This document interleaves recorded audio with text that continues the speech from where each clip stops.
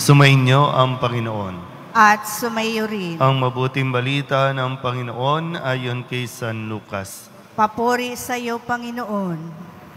Noong panahong iyon, samantalang dumaragsa ang mga tao, sinabi ni Jesus, "Napakasama ng lahing ito.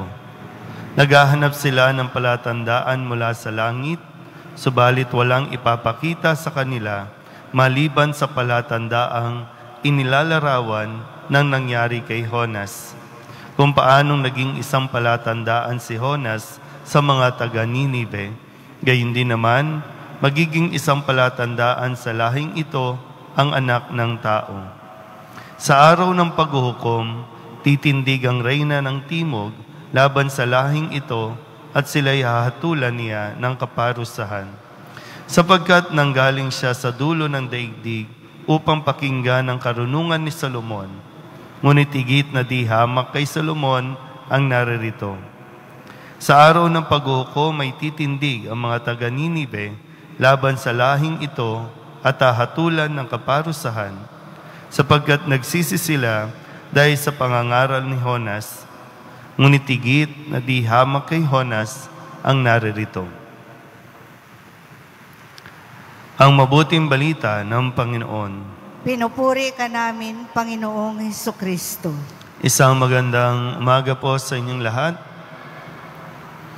Sa puntong ito ng ating pong sa mga nangyayari sa ating paligid, napakaswerte pa rin natin dito sa bansa natin dahil dito sa coronavirus na pinangangambahan ng lahat, ay tuloy-tuloy pa rin ang ating misa, yung ating mga pagdiriwang.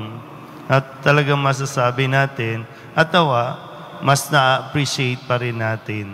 Kasi sa ibang bansa, ay talagang bawal magmisa, bawal ang magtipon-tipon dahil nga sa pangamba na baka makahawa ng coronavirus.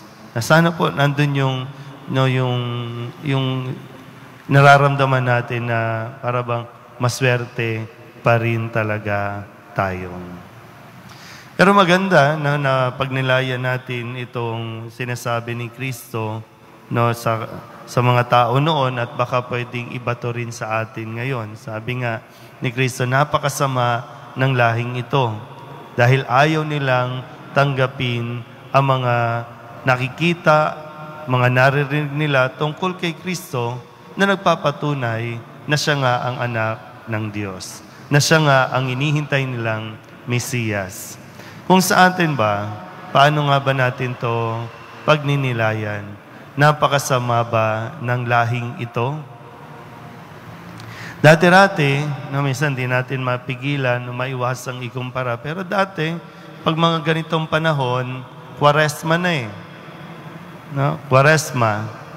Sa ganitong mga panahon, talagang nararamdaman natin na talagang Kwaresma. Kasi kabi-kabilaan na yung mga pabasa, kabi-kabilaan na yung mga ginagawa para sa mga mahal na araw. Pero ngayon, para bang nasan na?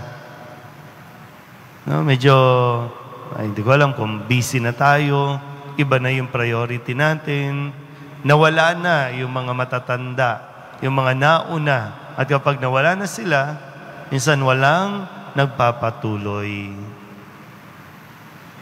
Paano ba? Kaya mahalaga po na tayo ay mapaalalahanan, lalo tigit tayo po ng mga matatanda, yung mga magulang na naririto, na patuloy pa rin ituro at imulat ang mga bata at kabataan tungkol sa kahalagahan ng mga ginagawa natin. At tinan niyo, sa unang pagbasa, ito yung panahon na gugunawin ng Diyos ang bayan ng Ninive dahil sa kanilang pagtalikod sa Diyos o sa kanilang mga kasalanan. Pero dahil nakinig sila, nagbago ang isip ng Diyos. Pero sino ang namuno? Yung pinuno ng bayan ng Ninive, yung leader ng bayan ng Ninive na nag-utos na lahat dapat ay magsisi, lahat dapat ay ayuno. Kaya nailigtas. So, sa madaling sabi, mga kapatid, sa mga magulang, sa mga leader, sa mga pinuno, nasa inyo ding mga kamay, nasa atin ding mga kamay, kung magpapatuloy ba ang pagkilala sa Diyos, unti-unti din itong mawawala. Sana po, bago man tayo mawala sa mundong ito, naipapasa nawa natin ang mga magaganda at mahalagang gawain sa panahon ng Kwaresma. Lalo tigit, maimulat natin ang kahalagahan ng pagsisisi, ang pagkukumpisal, o ang pagbabalik loob sa Diyos. Amen.